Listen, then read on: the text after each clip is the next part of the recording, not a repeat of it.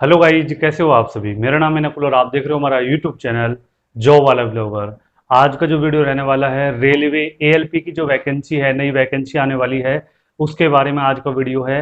ये वैकेंसी कब आने वाली है और आप सभी के कुछ कमेंट भी देखने को मिले थे कि सर इसकी एज लिमिट क्या रहेगी, योग्यता क्या मांगी जाएगी, सिलेक्शन प्रोसेस क्या रहेगा, सिलेबस क्या रहेगा, और कुछ एक दो कमेंट भी हैं, उनका भी हम इसी वीडियो के अंदर जवाब देने वाले हैं। तो आप वीडियो के लास्ट तक बने रहें। पूरी जानकारी वीडियो के लास्ट तक ही आपको मिलेगी, तो आप इस वीडियो के साथ लास्ट तक बने रहें। 2 से 3 मिनट के इस वीडियो के अंदर मैं आपको पूरी जानकारी देने का प्रयास करने वाला हूँ कि इसमें जो योग्यता है वो क्या रहेगी, यानी कौन कौन इसके लिए फॉर्म है जो अप्लाई कर सकते हैं।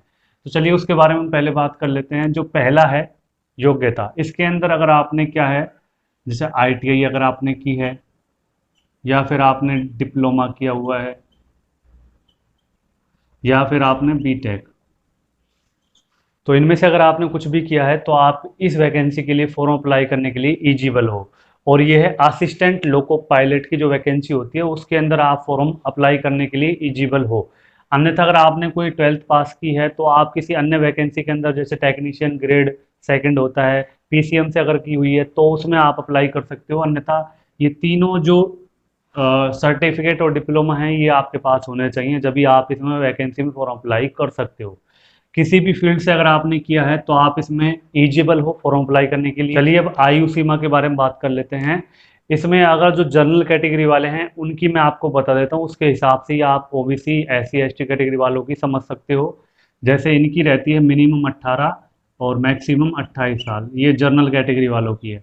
अब ओबीसी एससी एसटी, इसके अंदर जो है आपको रिलैक्सेशन मिल जाता है कुछ।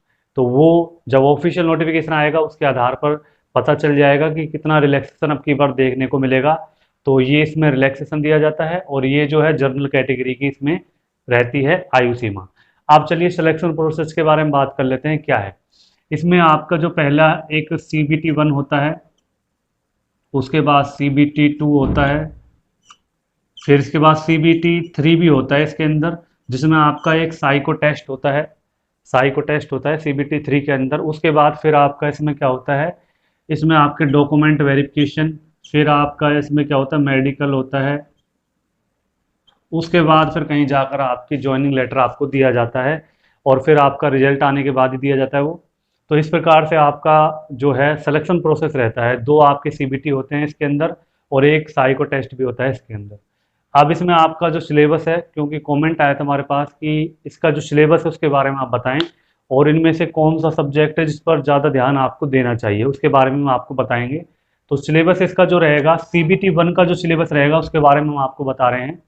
इसमें जो आपको टाइम दिया जाएगा 60 मिनट का टाइम दिया जाएगा और मैथमेटिक्स आपकी रहने वाली है। इसके आपके जो क्वेश्चन हैं 20 क्वेश्चन आपके आएंगे और जो जनरल इंटेलिजेंस एंड रीजनिंग के आपके जो क्वेश्चन आएंगे वो आपके 25 क्वेश्चन आएंगे और जनरल साइंस के आपके जो क्वेश्चन आएंगे वो आपके 20 क्वेश्चन आएंगे और करंट अफेयर्स और जनरल अवेयरनेस के आपके 10 क्वेश्चन इस एग्जाम के अंदर, CBT एग्जाम के अंदर आपको आने वाले हैं।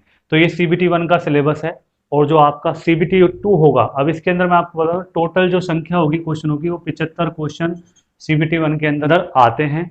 इसी प्रकार से आप करने होते हैं। समय आपको 60 मिनट का दिया जाता है। इसके अंदर नेगेटिव मार्किंग रहती है, पिछली वैकेंसी के अंदर रही थी। आपकी आपकी जब ऑफिशियल जानकारी आएगी जब भी इसके बारे में क्लियर होगा कि कितनी नेगेटिव मार्किंग रहने वाली है। अब जो CBT 2 आपका रहेगा, CBT 2 उसके अंदर एक ए भाग होगा आपका, ए बी भाग होगा। ए भाग के अंदर आपके जो नॉन टेक्निकल के जो क्वेश्चन हैं वही आएंगे, यानी इसमें से ही आपका सिलेबस रहने वाला है। यही आपका सिलेबस रहेगा। इसमें कुछ एक दो सब्जेक्ट आपके और जुड़ जाएंगे। उसके अलावा जो सेकंड है आपका, जो भाग बी है, उसके अंदर आपका जिस भी ट्रेड से आपने जो डिप्लोमा ITI या फिर बीटेक की हुई है उस ब्रांच से रिलेटेड आपके क्वेश्चन आएंगे भाग बी के अंदर। तो ये कुछ आपका CBT 2 रहने वाला है। फिर CBT 3 में आपका एक टेस्ट होने वाला है, साइको टेस्ट। उसको क्लियर करने के बाद डॉक्यूमेंट वेरिफिकेशन, उसके बाद फिर आपका मेडिकल होगा। तो ये कुछ इसमें सिलेक्शन प्रोसेस आपका रहने वाला है। इसमें सिलेबस इसी प्रकार से आपका रहेगा। इसमें कुछ चेंज होगा तो फिर आप जब ऑफिशियल नोटिफिकेशन आएगा तो उसके आधार पर पता चल जाएगा। लेकिन अब हम बात कर लेते हैं, कुछ एक दो कमेंट हमारे पास आए थे कि सर ये जो CBT 1 का एग्जाम है या इसका एग्जाम जो होता है उसमें सबसे इम्पोर्टेंट सब्जेक्ट कौन सा है, कौन सा सब्जेक्ट है जिसे सही तरह से पढ़ें। तो सारे ही सही तरह से पढ़ने हैं, क्योंकि किसी में आपका जो इंटरेस्ट थोड़ा अच्छा होगा, किसी में थोड़ा कम होगा, तो सभी को साथ लेके चलना है, जब भी आपका ये एग्ज़ाम है क्लियर होगा। अब हम बात कर लेते हैं कि ये जो वैकेंसी है आपको कब तक देखने को मिलेगी। लेटेस्ट अपडेट जो है उसके बारे में आपको बताते हैं। देखिए, ये जो वैकेंसी है 3 से 4 साल के अंतराल के अंदर हर बार आती है। जैसे कि मैंने पहले बताया था कि ये वैकेंसी 2012 के अंदर आई थी, फिर उसके बाद 3 साल के बाद फिर आई थी, उसके बाद फिर एक और आई थी, तो वो भी 3-4 साल के बाद आई थी, अभी 2018 में आई थी, और अभी आपको पता है 2021 चल रहा है। तो ये ऐसे कुछ है, यानी 3 साल का गैप मिनिमम इस वैकेंसी के अंदर होता ही है, 3 से साढ़े 3 साल का। तो अब की बार भी आप सभी को पता है अब 3 साल कंप्लीट हो चुके हैं, तो इसलिए 2022 के अंदर ये वैकेंसी आने की संभावना है। तो कभी भी आ सकती है, जनवरी से लेकर मार्च के बीच में कभी भी ये वैकेंसी आपको देखने को मिल सकती है। ऐसी कुछ जानकारी उपलब्ध हैं, और न्यूज़पेपर आर्टिकल वगैरह में भी कुछ छोटी मोटी जानकारी निकलती रहती है, उसके आधार पर ही हमने आपके साथ ये जानकारी शेयर की है।